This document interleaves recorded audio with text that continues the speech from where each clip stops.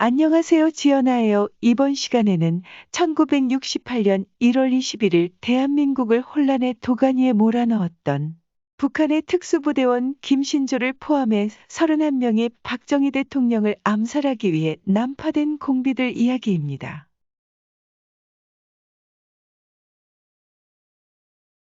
이리사군 특수부대원들은 개성에서 따끈따끈한 인삼차 한 잔씩 들며 약 40분간 휴식을 취한 다음 부대원들은 버스에 올라타고 버스는 남쪽으로 달려가서 북방한계선 초소에 도착했습니다. 부대장 이재형의 지시에 따라 괴뢰군복을 벗고 국군복장으로 갈아입었습니다. 이재형은 마지막으로 남긴 말은 동무들 꼭 성공하고 돌아오시오. 말을 남기고 이재형은 돌아갔습니다.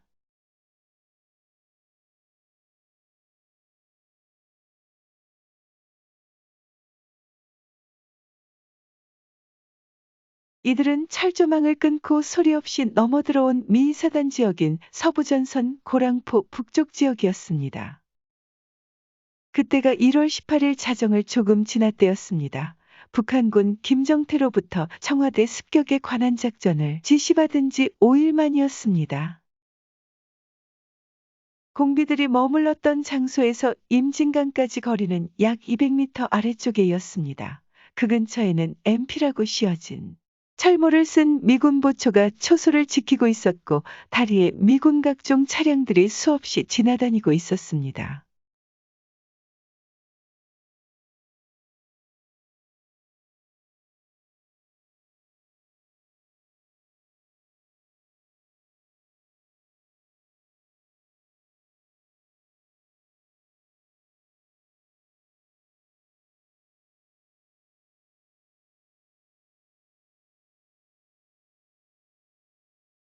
그런데 많은 건물들이 있는 건너편 부대에는 아리따운 아가씨 2명이 걸어오고 있었습니다. 공비들은 쌍안경을 빼앗아가며 그 모습을 보고 넋이 나가버렸습니다. 북한에서는 보지 못한 옷차림과 각선미에 늘씬한 한국 아가씨들이었고 그런가 하면 또 어린아이의 손목을 잡고 지나가는 할아버지의 모습도 보였을 때 공비들은 마음을 추스리고 남쪽으로 이동하여 빙판이 된 임진강을 건너기 시작했습니다.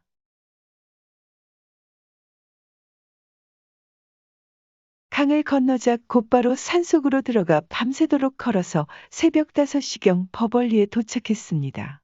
법원 뒷산으로 들어가서 날이 저물기만 기다리는 동안 연기가 나지 않는 쌀이나무 가지를 모아서 물을 끓여서 미숫가루를 타서 허기를 면했으나 강추위는 어쩔 수가 없었습니다.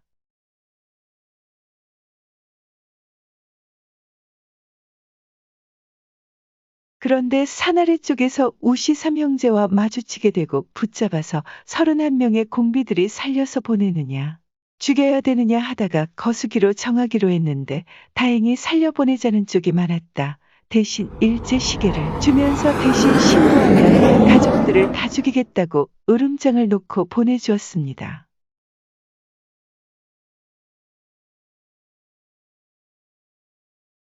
그리고 행군을 계속하면서도 웬일인지 자꾸만 불길한 예감에 사로잡혀 있었습니다. 강행군으로 주저앉기도 하면서도 계속 행군을 합니다. 이들은 드디어 비봉을 발견하고 동무들 저기가 비봉 이야 하고 소리쳤다. 버벌리에서 시작된 180리길 험준한 길 위에는 무릎까지 빠지는 눈이 쌓여 걷기조차 힘들 정도로 다리는 쥐가 나기도 했습니다.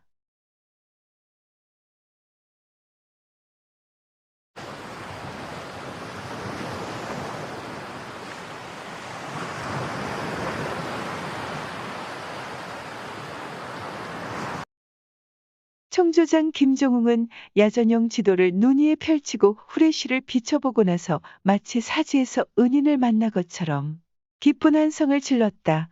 공비 31명은 그가 가리키는 남쪽 봉우리를 바라보며 흥분에 들떠 있었습니다.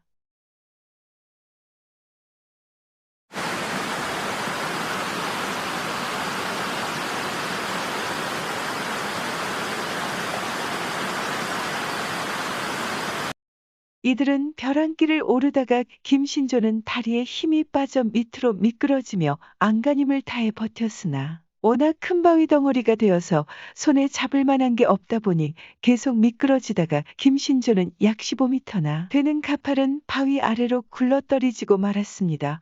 엉덩이가 부서지는 아픔을 느꼈으나 크게 다친 곳은 없었습니다. 떨어진 김신조에게 조원이 밧줄을 던져주어서 간신히 올라갔지만 다리가 제대로 걸을 수가 없었습니다. 이를 악물고 모두들 걷기 시작하여 다다른 것은 20일 새벽 5시경이었습니다.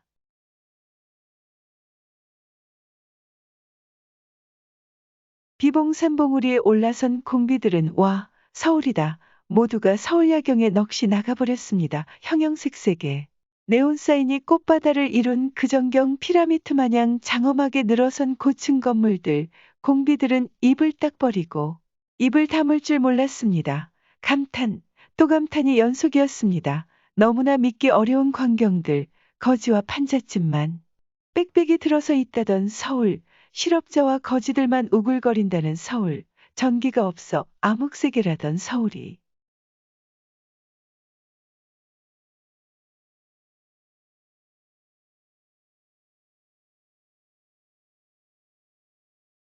도대체 이게 꿈이냐 생시냐 놀라움이 연속이었습니다.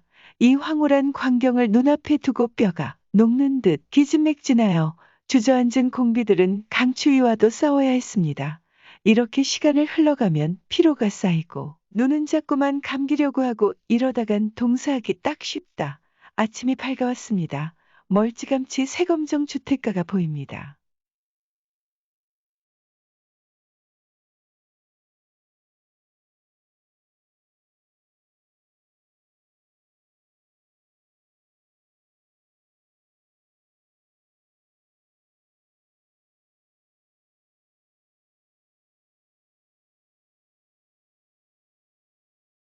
이른 아침부터 헬기가 새검정 일대를 시찰하듯 날아다니면서 간혹 공비들 머리 위를 스치듯 지나가기도 했습니다.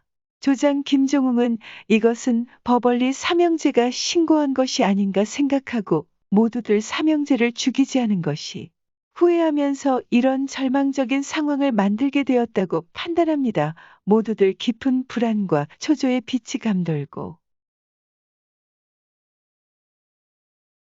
모두들 배고픔과 추위에 지쳐가고 있습니다.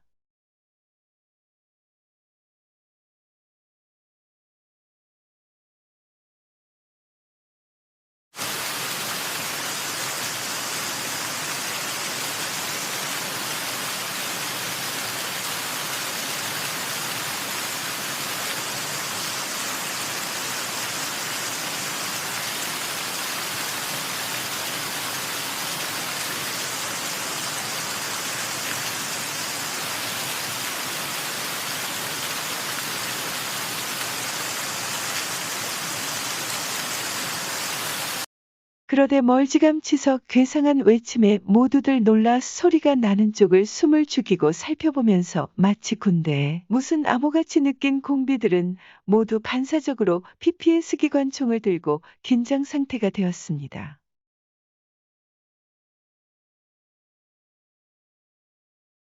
저 새끼 뭐야?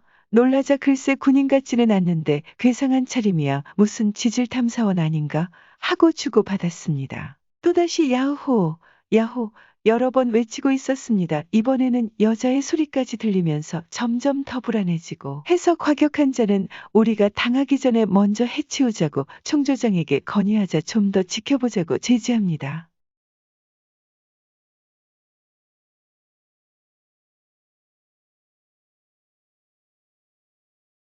또다시 머리 위로 헬기가 지나가자 김종웅 조장의 안색이 극도로 분노에 찬 얼굴이 되어갔습니다. 초조와 불안 속에서 또 하루해가 저물어갔습니다. 서울에 휘황찬란하게 펼쳐진 서울의 야경, 공비들은 국군복을 벗고 배낭 속에 있는 사복으로 갈아입고 국군복은 모두 땅속에 묻었습니다. 이때 우리가 소지한 무기로는 메인단 기관단 총 1정, 권총 소련제 1정, 탄환 350발, 방어용 수류탄 8개, 반탱크 수류단 2개, 그리고 단도 하나씩 차고 있었고 이러한 무장을 감추기 위해 일제 바바리 코트를 그 위에다 입고 공비들은 산에서 세검정 종점 쪽으로 내려왔습니다. 시각은 밤 9시 20분. 거리 곳곳의 상점들에 갖가지 물건들이 신기하게 생각했고 지나다니는 행인들은 한가롭게 보였습니다.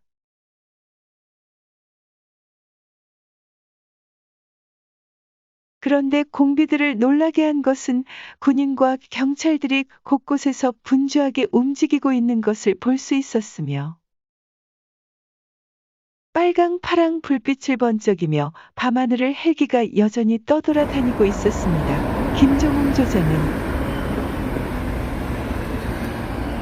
나무꾼 그 새끼들 죽였어야 하는데 과격파의 불평을 내뱉었습니다. 밤추위는 대단했습니다. 새검정 총점. 버스 정류장 내에 빈 버스 세대가 있었는데 버스 안에 운전사와 버스 차장 아가씨들이 희미한 불빛 밑에서 앉아서 잡담하고 있는 모습이 공비들에게는 이상하게 느껴졌습니다. 조장이 버스를 탈취해서 청와대까지 가자고 하자 일부는 찬성하고 다른 사람은 불길한 생각이 들어 찬성하지 않았습니다. 계획대로라면 밤 10시 30분까지 청와대를 습격하고 청와대 차량을 탈취해서 전속력으로 북쪽으로 달려서 철책선을 넘어 복귀하게 되어 있었습니다. 그런데 현재 상황으로는 과연 그렇게 쉽게 성공할 수 있을지 의구심이 들었다고 합니다.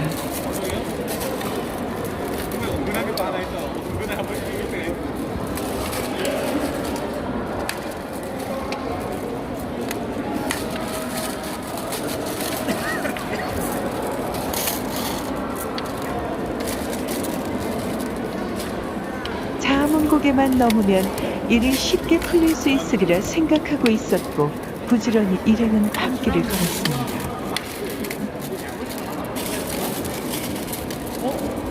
그런데 세검정 삼거리에 이르렀을 때 주변에서 정지하라는 소리가 들렸고 일행들은 멈추었습니다.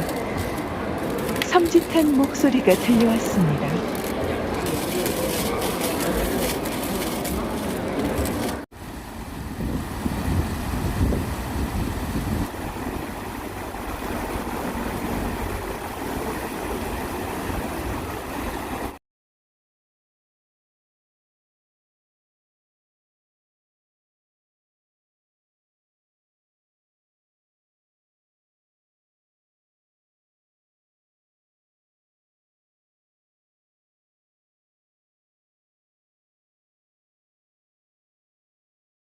그리고는 빠른 걸음으로 움직이기 시작하고 숫자에 눌린 경찰관 3명은 공비들 뒤를 따라갑니다. 자아문곡에 넘어 내리막길을 내려갈 즈음 공비들 앞을 가로막는 건장한 사람이 집차에서 내리더니 떡 버티고 서 있는 사람은 다름이닌 종로경찰서장 최규식 경무관이었습니다. 그리고 공비들을 향해 소리쳤습니다.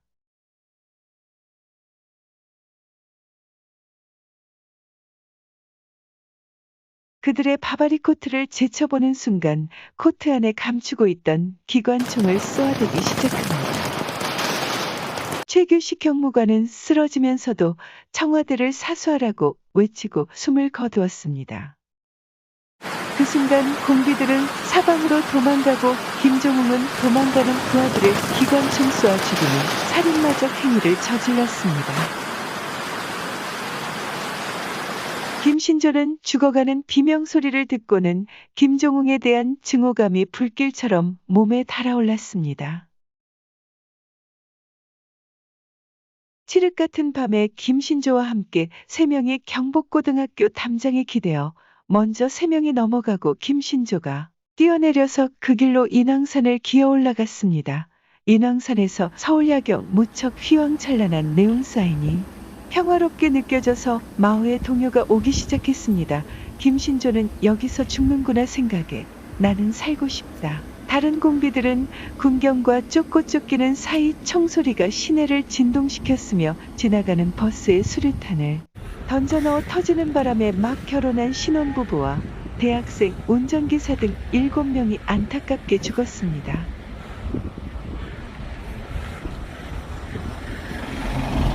김신조는 3명의 대원들에게 모든 무장을 버리고 자폭용 수류탄 하나씩만 들고 각자 행동하라고 지시합니다.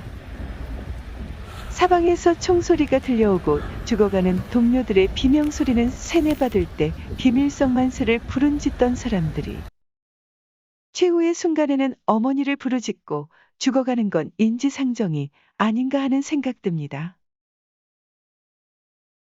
나는 이런 개죽음을 당하기 싫다. 그리고 나는 살고 싶다. 이렇게 다짐을 하고 있었습니다.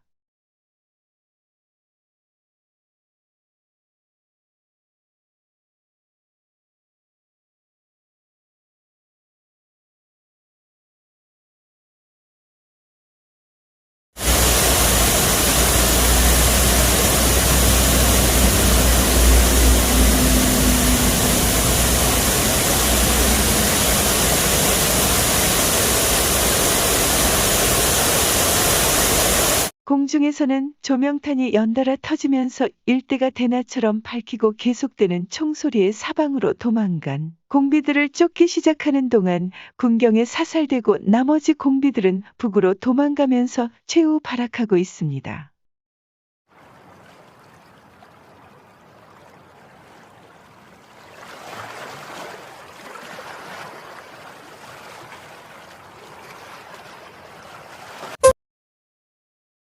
김신조는 대원들이 같이 행동하자는 말에 그렇게 하기로 하고 4명이 좁은 골목길을 빠져나오기 전에 큰 길가에서 군인 철모가 가로등어 반사되는 것이 보이자 김신조 일당들은 다시 골목어귀에 숨으려다 벼랑간 총소리가 사방에서 들려오는 동시에 지축을 흔드는 폭발음이 나고 그것은 일당 중 한 명이 군인들이 쫓아오자 수류탄을 터뜨려 자폭한 것입니다. 김신조는 산길을 타고 자문곡의 세검정 쪽으로 달아났습니다. 세검정 삼거리 부근까지 달아난 김신조는 주변 군인의 소름 끼치는 소리가 들려왔습니다.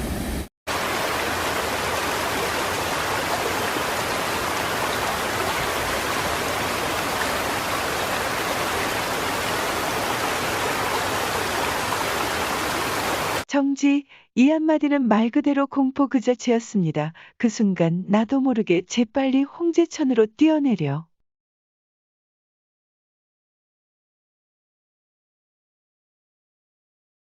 개천길을 따라 달아나다가 개천가의 큰 바위 뒤에 숨었습니다. 그러나 조명탄의 숨은 위치가 발각되었고 결국 포위가 되고 후레쉬는 바위 뒤에 숨어있는 바위를 비추었는데 김신조의 얼굴에 비추었던 것입니다. 마음은 이루 형용할 수가 없었습니다. 이때 트럭이 가까이 와서 멈추는 소리 들렸고 많은 발자국 소리가 어지럽게 들려왔습니다. 병력이 추가되었나 봅니다. 계속해서 마이크는 나오라. 나오면 살려준다. 나오라. 죽는 것은 너무 무서웠습니다. 그러나 죽자 하고 수류탄 아전핀에 손가락을 걸었고 죽음을 작정한 나의 마음은 오히려 잔잔해지는 듯 했습니다. 이때 트럭이 가까이 와서 멈추는 소리가 들려왔습니다. 군인 지휘관이 핸드마이크를 이용해 소리칩니다. 나오라. 나오면 살려준다. 그러한 소리에 김신조는 계속해서 들려오는 자숙권고에 마음이 약해지고 있고 살려줄지도 몰라. 마이크는 계속 몰아나. 빨리. 계속해서 자수권고의 김신조는 살고 싶은 생각에 마음이 약해져서 한 발짝 한 발짝 앞으로 걸어나갔습니다.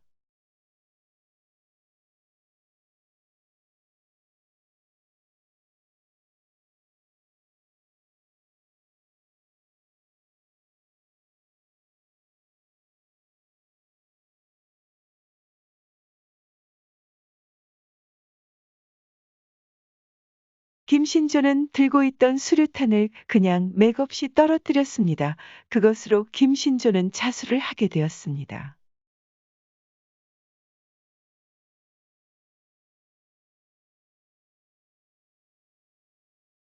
나중에 조사받을 때 자신은 살상을 안 했고 총도 사용하지 않았다고 주장했습니다.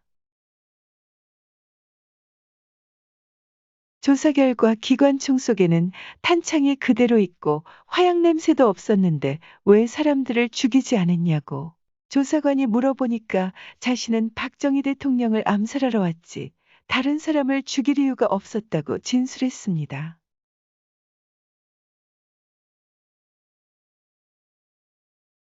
1.21 사태가 한 달 가까이 작전을 하면서 전과는 공비 29명 사살, 1명 자수, 1명은 북으로 도주했고 아군 측 피해는 육군이 23명 전사, 민간인 7명 사망했습니다. 이 사건을 계기로 향토의 비군이 창설하게 되었습니다.